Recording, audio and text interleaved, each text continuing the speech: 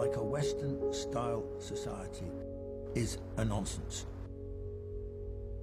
China will remain China.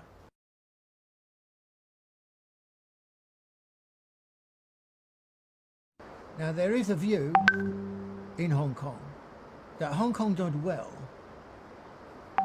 in the period before 1997 because it was smart, because it was clever, because it was free, because it could get on with it, because it was with the British and so on.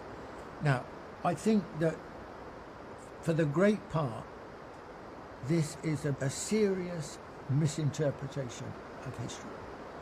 Hong Kong did well between the late 1970s and the handover in 1997 because it got lucky. What do I mean by that? It got lucky because China in 1978 started to open up, bit by bit, step by step. It didn't open up fully until after the WTO agreement in 2001. So while it was still opening up in a piecemeal fashion, Hong Kong could take on some of the functions that otherwise China would have done. It would have like the front office in some senses for China.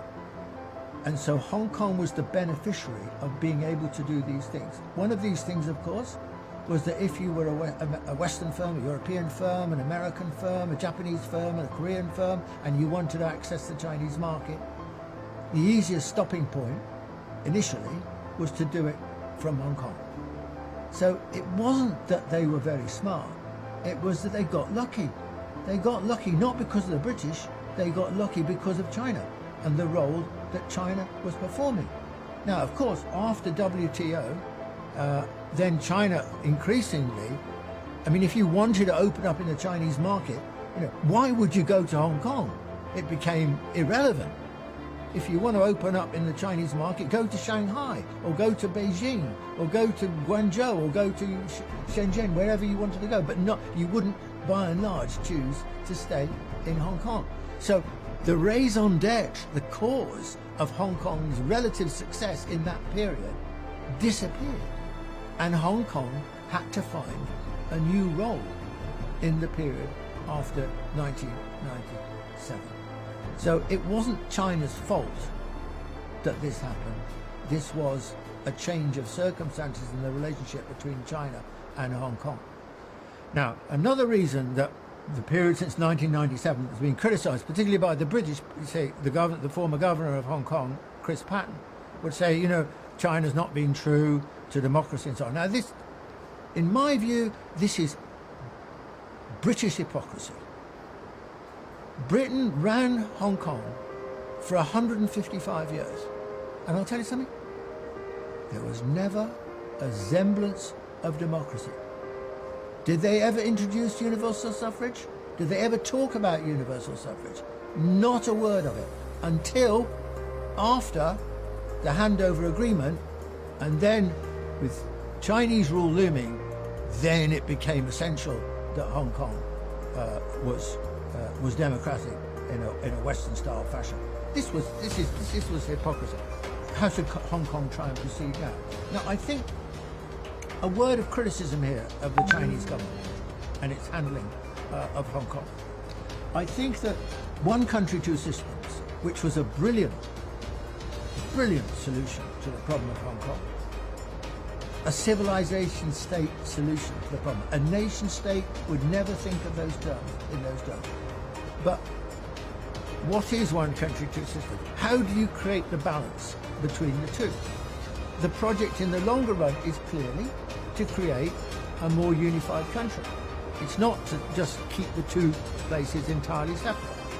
And I think one of the difficulties that China has had is that initially its reaction to the handover, remember this is 1997, this is China just turning outwards into the world. There was a lot of publicity questioning about how China will conduct itself as the force behind Hong Kong and so on.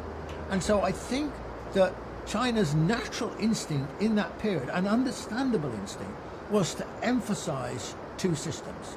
I mean, I remember when I lived in Hong Kong for 2.5 years, soon after the handover, and I remember, being surprised that the only evidence, virtually, of any Chinese presence, visible presence in Hong Kong, was one Chinese flag flying over one of the buildings near the harbour. There was just no evidence. Essentially, there was not much change. It just carried on in the old form. And there were two big problems with this. One, the governance of Hong Kong is a colonial governance.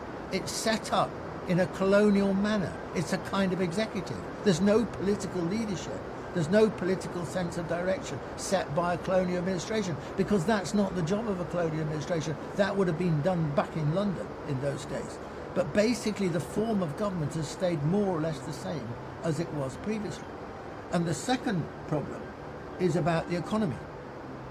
Now, contrary to the way in which the British have historically liked to talk about Hong Kong as this dynamic, competitive economy, by and large, that is just rubbish.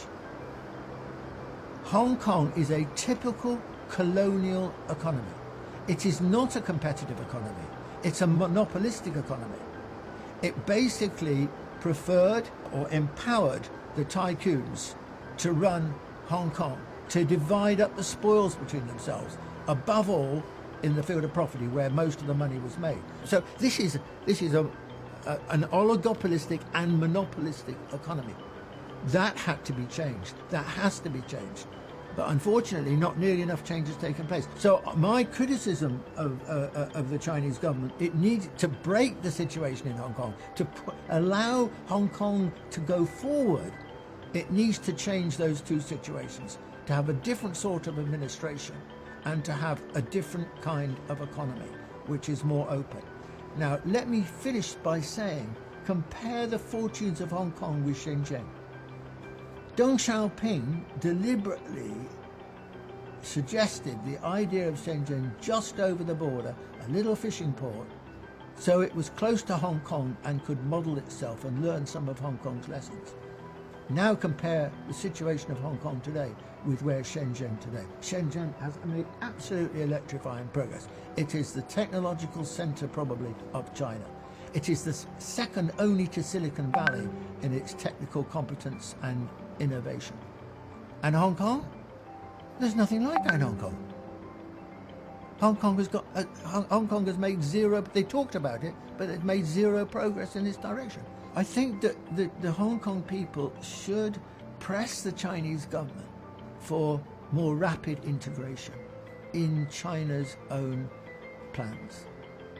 So that Hong Kong, rather than just thinking of itself as apart from China, it needs to think of itself more in terms of being part of China. The mentality of the people is, we're different, we're not Chinese. Well, of course, for 155 years, they never learned anything about China.